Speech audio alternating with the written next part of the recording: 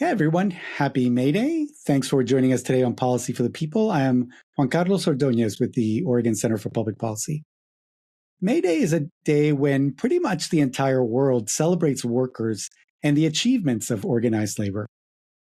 So with that in mind, earlier today I spoke with my colleague, Kathy Lara, who just published a paper examining the state of unions here in Oregon.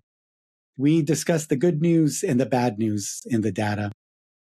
Before I get to my conversation with Kathy, please take a moment to hit the like and subscribe button. It helps others discover this show. And also, leave us a comment with your thoughts on this episode. We'd love to hear it.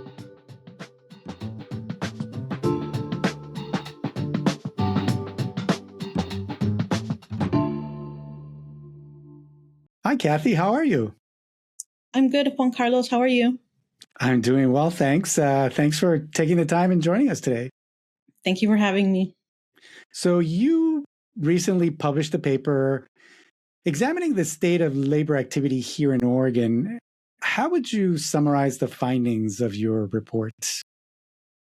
Yes, I would say that we both have some positive news and also some not so positive news when it comes to the state of worker or labor organizing in Oregon. So the first thing to note, the positive news is that that the level of worker organizing that we saw first start during the pandemic, or increase during that pandemic, is generally still in place. So that's really good news. This plus other data that we see tells us that workers are still in favor of unions, right? So unions are viewed very positively by workers. But the not so good news is that union density, or like the percent or the proportion of workers that belong to unions in Oregon, has really not budged in quite a bit. And so that's really connected to the fact that workers still face barriers when it comes to joining or forming their unions today. So I want to break all that down and kind of dive deeper into the data. But before we do that, maybe we can just talk a little bit about the benefits of unions. Why are unions good for workers, and what advantages do they provide? I think the most important thing to first note, the most basic thing, is unions give workers a voice. Usually when people go to work, you're not really in a position to dictate the terms and conditions of your employment, right? It's you go to work and the employer tells you these are the terms and conditions, these are the wages and benefits, and that's it. But that's not the case when you're in a union, right? The union is a vehicle that workers have in order to negotiate something different, right? In order to have a say in those terms and conditions of work that may be related to wages, benefits, safety standards, and other conditions, right? So it gives them a voice to not just accept things as they are, but have an ability to negotiate with the employer for changes in those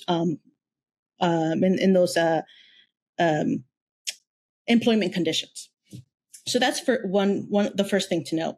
The second thing to note is that when you are part of a union as well, when you have a collective bargaining agreement, you also have job security, right? Job protection. So when we live in a at-will country, right? Meaning employers can have the ability to discipline or fire you for any or all reasons or no reason at all, as long as it's not related to a protected characteristic like your race or your gender. But that changes when you have a union contract and job protection, right? There is just cause in place, which is a transparent protocol that employers have to follow, that when they need to discipline or terminate an employer, that they have to have a valid reason in order to do so, and have the proportionate discipline connected to that infraction of the employee. So that's, another sense, that another benefit that they have, a certain level of job security or job protection as well. I think we also should remember that union members also tend to have employer provided healthcare, right? Compared to non-union workers, union workers are more likely to have employer-provided health care. And those union employers also tend to pay more into that employer-provided health care. And just one other thing to note as well, and also perhaps important, union workers tend to have higher wages than non-union workers, right?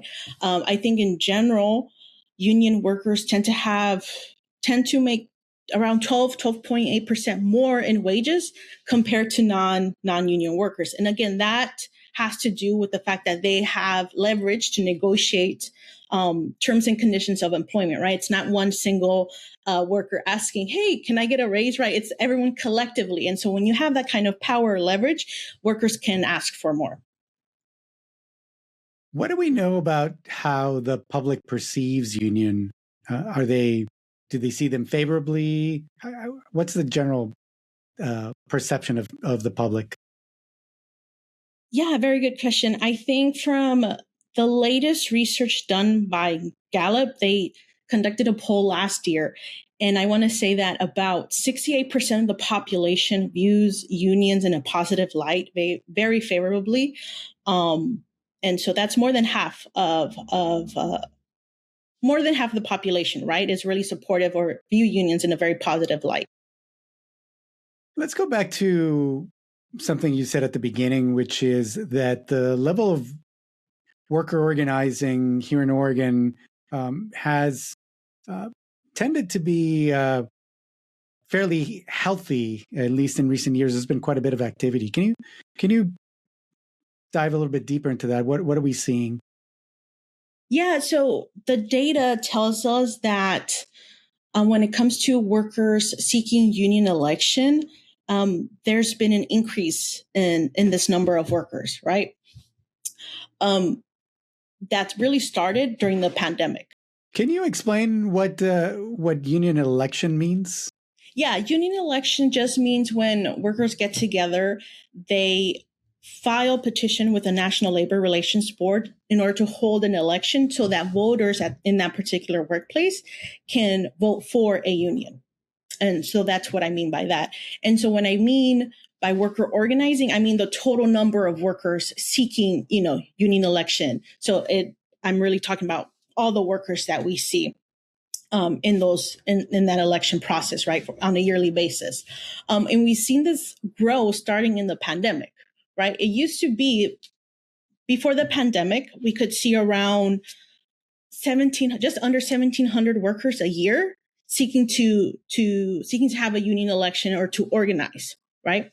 And so those things changed. That changed during the pandemic when more workers started to seek more union elections, right? It grew from that average yearly rate of 1,700 to, I believe, 3,100 in 2022 to 3,800 in 2023, right? So there's an increase that we started to see, and that increase has continued as well.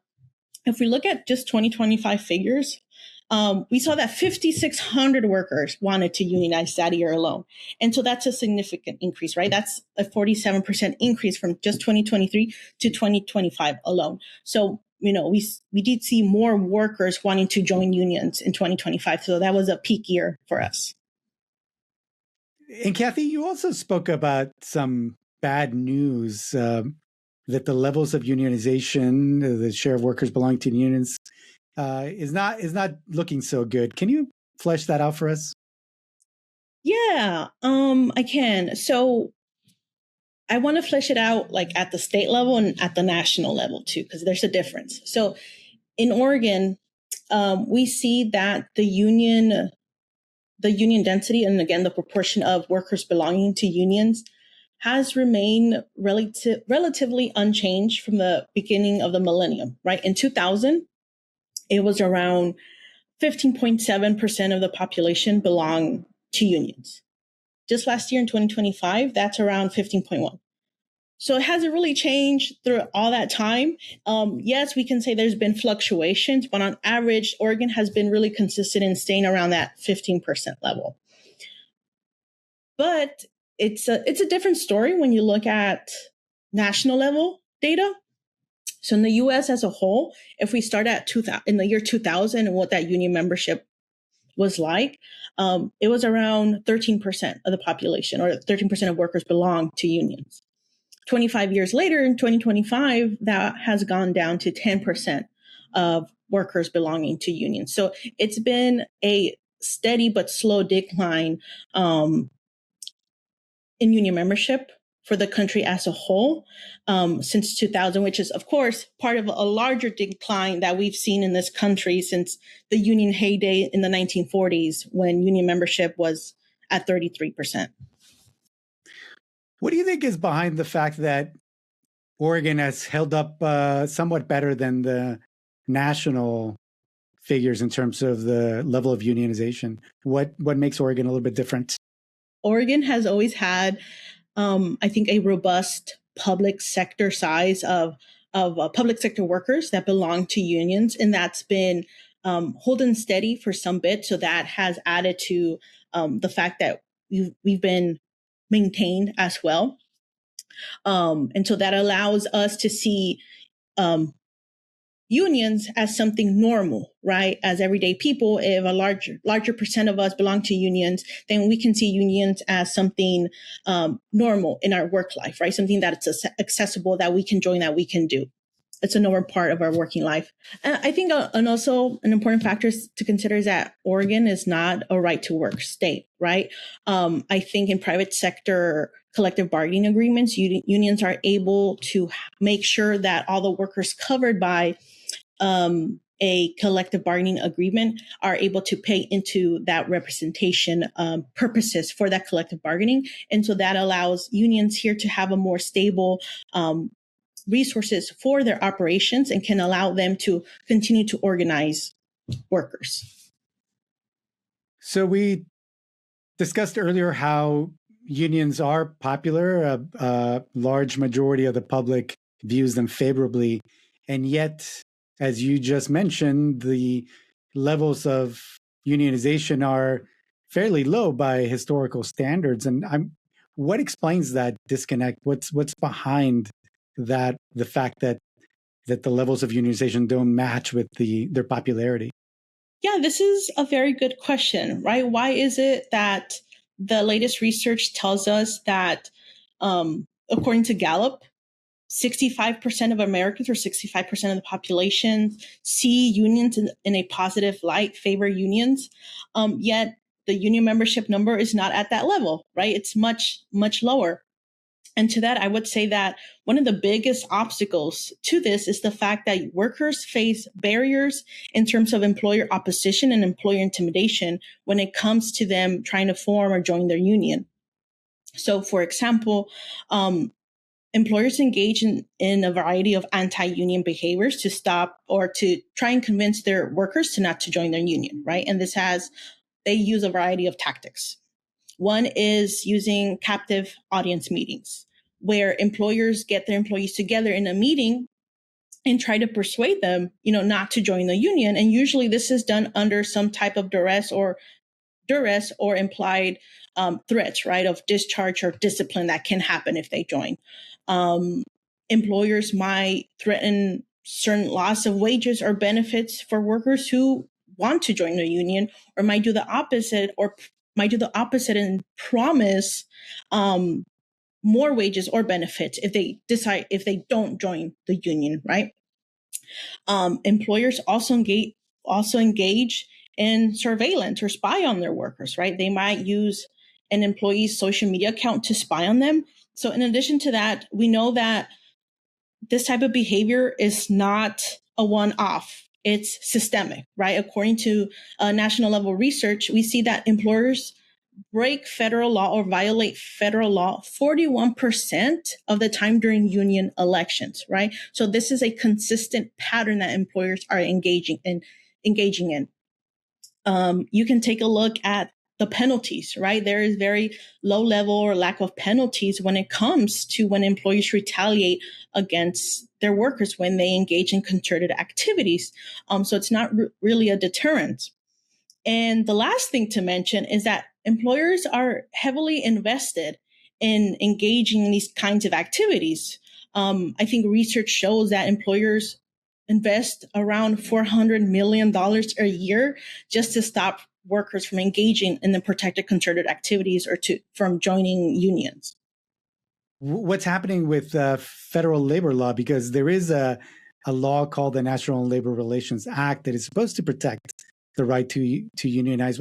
Why isn't that ensuring that workers actually fulfill their desires to form a union?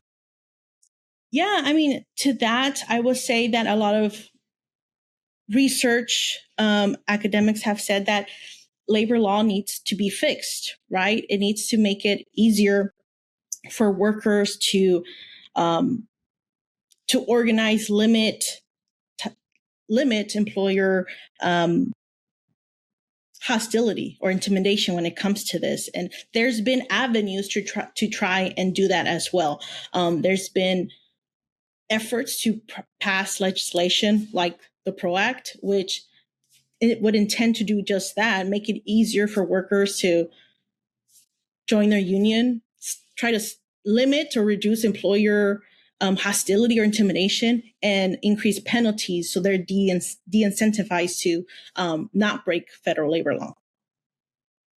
Beyond fixing federal law, which seems in a fundamental way fairly broken, are there things that we can do here in Oregon at the state level to address some of these problems that workers are facing when it comes to forming unions? Yeah, I think there's plenty that Oregon can do. One, I think we should make sure we extend bargaining or organizing rights to historically excluded workers. We should remember that the National Labor Relations Act, the act that protects worker rights to organize in the private sector, to unionize in the private sector, historically excluded domestic workers and ag workers, right, because of a racist compromise to pass the bill. So we have categories of these workers excluded also, which again, and it also excludes gig workers or independent contractors from organizing, right? So we have groups of workers excluded from this right. And so what Oregon can do is extend these organizing rights to these historically excluded workers so they have a chance to partake in the same rights that other workers do. Oregon can also consider establishing workforce standards boards. Workforce standard boards are just public bodies made up of workers, employers, and the public that come together that work to set industry minimum standards. They work together to set minimum standards for an entire sector or industry at a time. And so what that means is that there's certain costs to employers at an industry that become equalized, right? All employers have to follow the same labor and labor costs and other workplace costs. And so when you have those kinds of conditions, employers are de-incentivized to, stop unionization efforts since they're not at a competitive disadvantage compared to the other firms. And lastly, I would also say that Oregon can extend just cause protections to workers, right? I think I've mentioned before that union workers work under just cause protections. They don't work under at will, right? Which is the majority of what workers work under, at will protections, meaning they can be fired for any and all or no reason at all. And so this is really detrimental because this undermines workers' ability to exercise their organizing rights when they can just be fired for any and all reasons. It's up to the worker to prove that, hey, they were fired for engaging in their legally protected concerted activities. But extending just cause protections will shift that dynamic so that instead of just allowing employers that ability, there would be standards in place where employers would need a good and valid reason to discipline or discharge their employee, which would allow workers more freedom to exercise their rights. Kathy, any final thoughts you want to share with us regarding the state of unions here in Oregon and also ways that that situation may improve? Yeah, I mean, number one, I want to say that we've seen a record number of workers organizing in 2025, and we should be really proud of of that fact that more and more workers are seeking unions and want to form unions, want to join unions. And so we should really be proud of the fact that in the face of a lot of diversity, workers are continue to organize, and that we hopefully see more of this organizing next year and the years after that. I think in general as well, if we want to see a more equitable society, a society where the average person has a voice and power, we really need to support workers in having or joining unions of their choosing. We know historically the benefits of unions: higher wages, better benefits, and having a voice in the workplace. And so if we want households, if we want families to thrive, it's important that we allow workers to have a say in their workplace. Well, Kathy, thank you so much. Thank you.